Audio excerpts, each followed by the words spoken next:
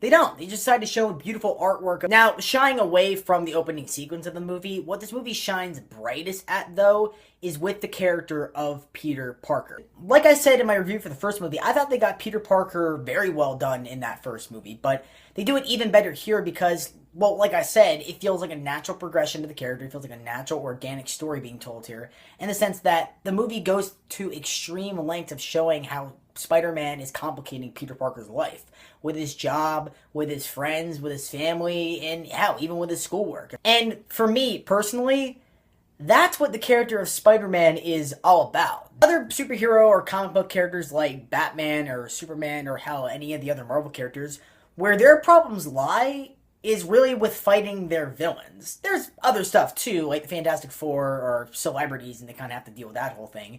But Spider-Man as a character is more dealing with just real life shit. And the supervillains are like a side thing. Spider-Man villains are entirely superfluous. For the most part, their power sets are kind of interesting and their designs are kind of cool. But as characters, at least going from some of the earlier comic books or the ones I've read, they're really, really uninteresting. Spider-Man is interesting as a character, at least for me, is in his complications of his life, in his making promises that he can't keep, in his financial issues, in his school problems. That's where Spider-Man as a character means so much to me. The reason why I love this movie so much, especially now compared to when I first saw it, is because I can relate to a lot of stuff that Peter Parker goes through in this movie. Being 17, I fucking know what it's like to have to balance a school life and your job and your friend, and your girlfriend, and your family, and never feel like you're pleasing fucking anybody. And you know what you want to say when all that happens after you've disappointed everybody, after you've tried so hard but they just don't understand it? You just want to say, fuck it, why do I even try anymore? I try to please every single last person I know, but absolutely everyone is disappointed in anything that I do. Why should I even try anymore? And you know what this movie does? It fucking does that. He fucking quits being Spider-Man halfway through the fucking movie. Where does that happen? Can you name one other comic book movie? Hell, can you name one other fucking movie where the hero stops being the hero halfway through the movie and for a good portion of the movie? Because I'm drawing blanks. I can't think of fucking anything. And it's not like you don't understand it or you think that he's just being an asshole and he's just being a little whiny bitch. No, like I said, you completely understand it. We've all been at a point where Peter Parker has been in this movie. You completely get why he doesn't want to be Spider-Man anymore. It's just eating up his life.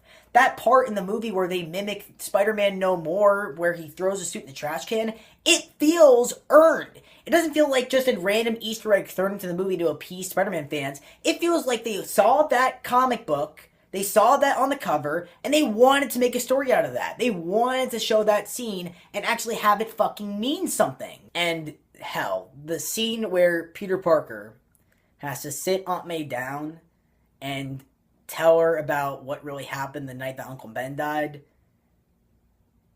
I'm not gonna say this, it makes me fucking cry every single time I watch it. And I know what's gonna happen, I've seen the movie a million times, but every single time, somehow, I cry like a bitch in it. And again, being 17, and having gone through, life so far, I've had moments in my life where I've had to sit down with a family member or some authority figure who really trusted me, whose word really meant a lot to them, and I had to tell them the truth about something, and it devastated them, or it really disappointed them, or something of the like. It definitely didn't have to involve, someone dying or anything like that. It wasn't anything serious like that, but it's something that very much disappointed them. I've been there. I know what that's like, and that's why that scene really gets to me.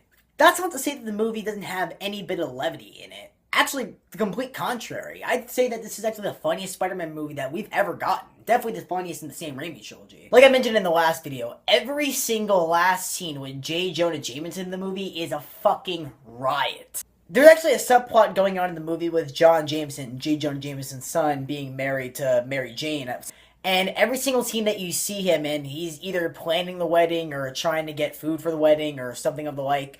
And he always goes through the cheapest alternatives in the movie. Even at the end of the movie, where Mary Jane leaves him at the altar, embarrassing him in front of all his friends and all his family, all that J. Jonah Jameson has to say is, call Barbara. Tell her not to open up the caviar. It is just the fucking greatest J. Jonah Jameson moment that I can think of of all time, maybe outside of the comics, but maybe just of all time, period. To mention the one scene where Peter Parker goes up and asks him for a raise, and all that he can say to Peter is, fuck it, he didn't even say anything, he just laughs his ass off hysterically. And never have I ever, in my entire life, heard a more hysterical, gasping for air, literally, I'm having so much fun enjoying what you just said, I'm not taking it at all seriously, laugh, I've ever heard in any movie, and I've ever heard any actor utter in my entire life. Fuck it, I don't even think he was acting. I literally think that he just got so into character that he thought that was actually Peter Parker, and what he's saying was the dumbest shit that he's ever heard of his entire life. It's great. He's a fucking riot in this movie. He's the best part, in my opinion, of this entire franchise. Also need to talk about the villain of the movie, and that villain is Dr. Octopus, which is actually funny to talk about because he was actually originally planned to be in the first movie along with Green Goblin, but they figured that they had to tell Spider-Man's origin story and the Green Goblin's origin story, so throwing in a third origin story would have just felt really cramped. And again, like I mentioned before, a lot of the Spider-Man villains are really superfluous in the grand scheme of everything. Especially because their origins, again, at least the ones that I've known about, are really uninteresting. But they do the complete opposite here. They make Dr. Octopus one of the most interesting Spider-Man villains, even one of the most interesting comic book villains that I've ever seen put to film. They decided to make him a more sympathetic character, just sort of a mad scientist who just wants to recreate and finish the project that he had started, even, you know, killing off his wife in the process. Alfred Molina does a great job playing the character, both as the sinister parts that Dr. Octopus should have, but also a lot of the sympathetic parts he decided to add into the movie. He just does a great job all around. Also, the action sequences. Good fucking god, the action sequences throughout the whole movie are upped completely from like 0 to 100 from the first movie to this one. That's not to say that the action scenes in the first movie were bad. They weren't. They were really entertaining and really memorable. But they're just simply not as good as the action scenes in this movie. The train scene, the bank robbery scene, each and every single last action scene in the movie feels like it was choreographed perfectly. It feels like a ballet. It feels like they're dancing. It feels like they're moving and they're flowing and they're acting like how these weird, crazy characters should act. It's almost like the action scenes in this movie have some sort of beat or rhythm going to it. Like it's like a part of a music video or something like that. This is the best Spider-Man action that we've honestly gotten in any of these Spider-Man movies. This is the best representation of Spider-Man that we've gotten in any of these movies ever in the last, like, what, 15 or so years that this character's been around in film?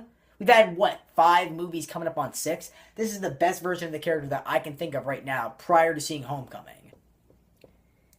With that said, there really aren't too many things that I can think of in this movie that I don't like. There really aren't.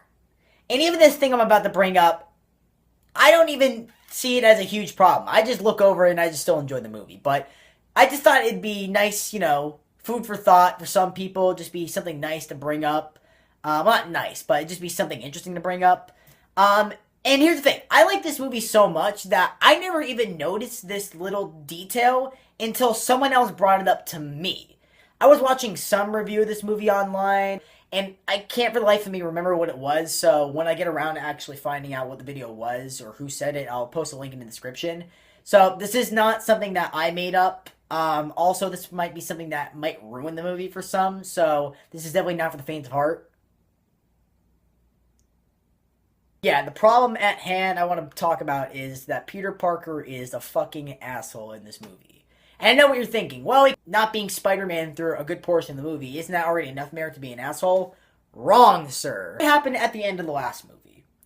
Peter Parker could not end up being with Mary Jane like he wanted to because if the villains found out who he really was, they would get at him through her. Fine, makes sense. But here's the thing. She was already getting kidnapped and was already put in danger before she even knew how you felt about her. And before she even knew that you were fucking Spider-Man. She got kidnapped by the Green Goblin. She got attacked by the Green Goblin fucking twice in one movie. And she was even getting mugged by those guys in that alleyway in that one scene. And by the way, up to the point where you made a decision not to be with her because if your enemies found out that Peter Parker and they would try to get you through her, what other villains did you have besides Green Goblin? At that point, he didn't know that he was going to fight Doc Ock or the Sandman or Venom or the New Goblin. He only fought fucking Green Goblin. What were the fucking odds that he was going to fight any other supervillain the likes of Green Goblin?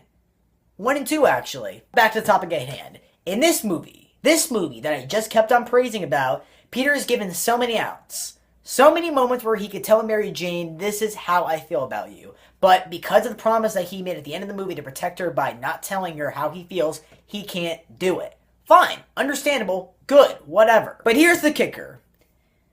He only tries to tell Mary Jane how he really feels and tries to pay attention to her and tries to keep his promises to her when he finds out that some other dude is dating her. Not only dating her, but she is fucking engaged. Yeah, who would have thought that Peter Parker was an emotionally manipulative dickhead like that? I mean, I can't say that I like you, but I obviously like you. Then say that you like me. I can't. I'm dating this guy. Fuck, wait, no, come back. Overall, even with that problem out of the way, I can still really, really, really enjoy Spider-Man 2. Obviously, I do. I just praise the whole movie. But, I don't know, this is a little detail that I heard about. Some people brought it up. I heard about it. I thought it'd just be nice, just a little interesting thing to, bring up to you guys. As overall, Spider-Man 2 is without a doubt in my mind one of my favorite films of all time. Definitely one of the best comic movies I've ever seen in my life. And as of right now, again, like I said, prior to seeing Homecoming, prior to my thoughts about that movie, it is the best Spider-Man film that I've ever seen, period. I even remain that way. I don't know. I don't know how Homecoming is. I haven't heard the buzz around it. It could go either way. It could be great. It could be whatever. But this movie, at the time it came out, definitely raised the bar for how Spider-Man movies should be made, and definitely raised the bar for how comic book movies should be made. And it definitely grew a lot of potential for where this franchise could go. I mean, hell, Spider-Man 3, it's going to have Venom and Vulture and the Sandman in it. Oh my god, nothing can go wrong, can it?